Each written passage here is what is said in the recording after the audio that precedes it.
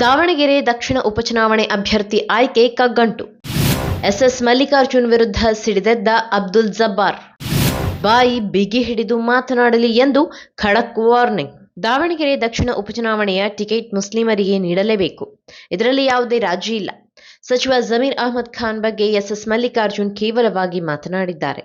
ಅವರು ಬಾಯಿ ಬಿಗಿ ಹಿಡಿದು ಮಾತನಾಡಲಿ ಎಂದು ವಿಧಾನ ಪರಿಷತ್ ಸದಸ್ಯ ಹಾಗೂ ದಾವಣಗೆರೆ ದಕ್ಷಿಣ ಕ್ಷೇತ್ರದ ಟಿಕೆಟ್ ಆಕಾಂಕ್ಷಿ ಅಬ್ದುಲ್ ಜಬ್ಬಾರ್ ಎಚ್ಚರಿಕೆ ನೀಡಿದ್ದಾರೆ.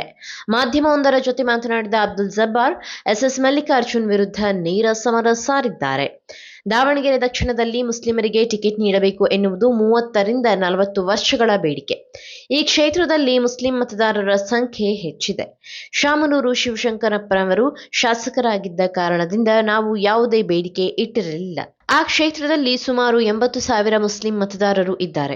ಹೀಗಾಗಿ ಮುಸ್ಲಿಮರಿಗೆ ಟಿಕೆಟ್ ಕೊಡಬೇಕು ಎಂಬುದು ನಮ್ಮ ಬೇಡಿಕೆಯಾಗಿದೆ.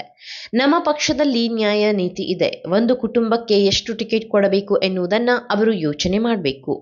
ಆಕಾಂಕ್ಷಿ ಸಮರ್ಥ ತಂದೆ ಸಚಿವರು, ತಾಯಿ ಸಂಸದರು, ಮತ್ತೆ ಅವರ ಕುಟುಂಬಕ್ಕೆ ಟಿಕೆಟ್ ನೀಡಬೇಕಾ? ಬೇರೆ ಯಾರು ರಾಜಕೀಯಕ್ಕೆ ಬರೋದೇ ಬೇಡ್ವಾ?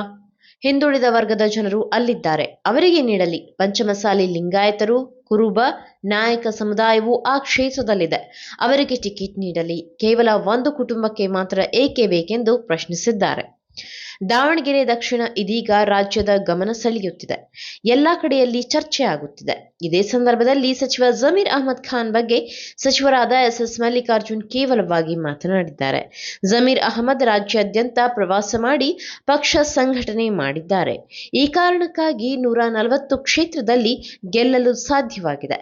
ಬಾಯಿ ಬಿಗಿ ಇರಲಿ. ಚುನಾವಣೆಯ ಸಂದರ್ಭದಲ್ಲಿ ಯಾರು ಎಲ್ಲೆಲ್ಲಿ ಓಡಾಡ್ತಾರೆ ಎಂಬುದು ಜನರಿಗೆ ತಿಳಿದಿದೆ.